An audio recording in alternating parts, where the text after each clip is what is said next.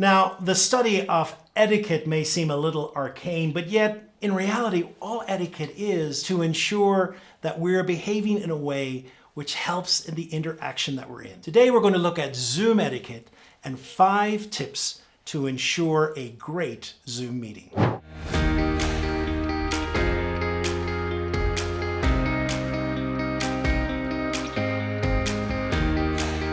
I don't know about you, but in this past year, I have seen some horrible things on Zoom.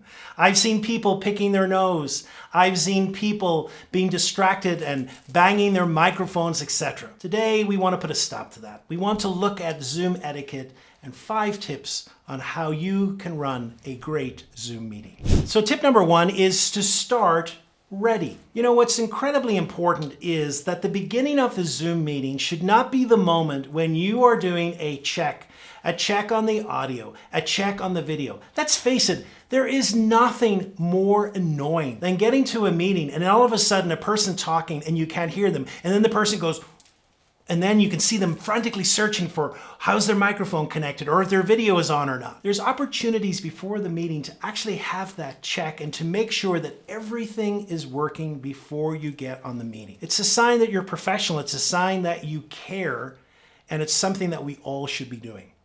As well as that audio check and that video check, we should also be doing a little energy check. You know, sometimes we arrive at meetings and we're just so distracted. Perhaps we've come from a conversation that has upset us.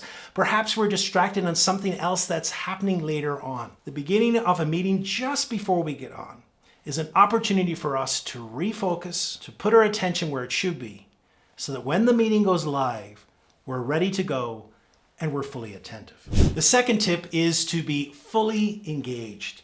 And that includes also our body language, which signals that we are fully present and that we are open to the other people. So part of that would be, for example, to smile. You know, it's wonderful to get on a meeting and the first thing you see in another person is a wide smile. It signals, I'm here, I'm engaged, I want to be here, I'm friendly. All of that's really important for creating a strong connection. As well as that, we also want to make sure that we have no distractions around us, that we're able really to focus on all the people around us. And that's important as well for us to be cognizant of the different people around us. We want to make sure that we're noticing if people are disengaged, if they're not listening. Perhaps it needs a little shift in the meeting.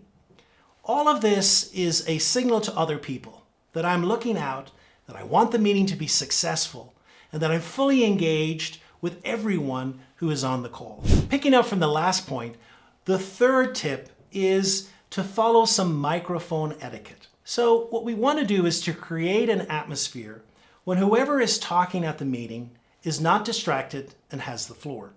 And so therefore, when everyone comes on the meeting, it's probably good to make sure that everyone is muted. We can always remove the mute for everyone so that people can have a general conversation at the beginning. But when it comes then and a person is either presenting or they're talking, it's important for us to mute so that the person is not distracted. You know what I mean? You've been on meetings where a person is talking and all of a sudden there's an animal who's barking, or else there's another conversation going on in the background, and all of a sudden you're distracted, the person speaking's distracted, and it's just rude. What we should try and do is really make sure that we're honoring the person who's speaking, that they're not distracted, and that we're creating an atmosphere that truly helps that person pay attention and helps us as well pay attention to everything they're saying. If you're hosting a meeting as well, it's very important for us to pay attention to people that might want to say something, that might want to interject. You know, sometimes people will not necessarily raise their hands or raise the hand in the Zoom button as well. But we can see from their body language that there's something they want to say. It's really important for us at that moment to make sure that we're creating an atmosphere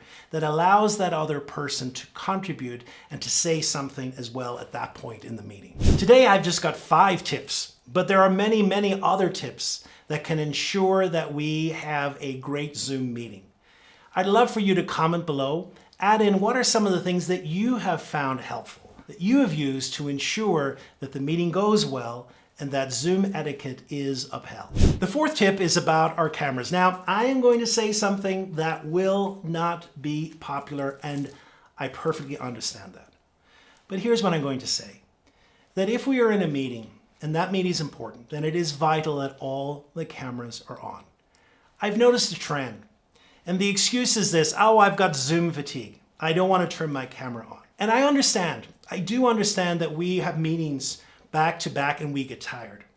But unfortunately, not having the camera on creates a different atmosphere. I know I've been in meetings where I am speaking and there are 30 people in the meeting and only 2 people have the camera on. And it's so difficult because it puts self-doubt in your head. You're always wondering, what are these people thinking? Because we have no feedback, we have no idea. And so therefore, I think it's great courtesy. Perhaps we are tired. Perhaps the last thing we want to do is to turn on our camera. But think of it as a courtesy to another person, that we're able to turn on that camera and we're able to give them the feedback, both verbal and nonverbal.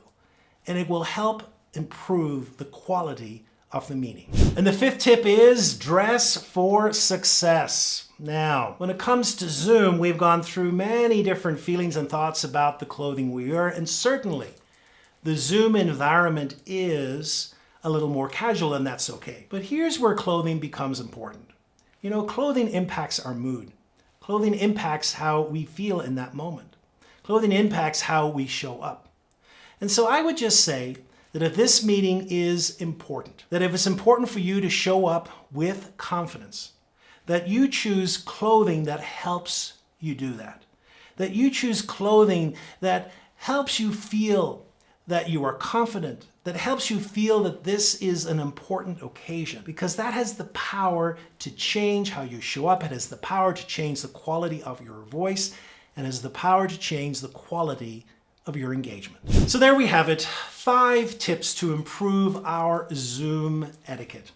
Zoom is here to stay. So therefore, it's important that we use this technology in the best way that we can and do our bit for ensuring that our Zoom meetings are as successful as they possibly can be. And if you've enjoyed this video, I invite you to watch the next video, which looks at how we can be more confident in virtual meetings.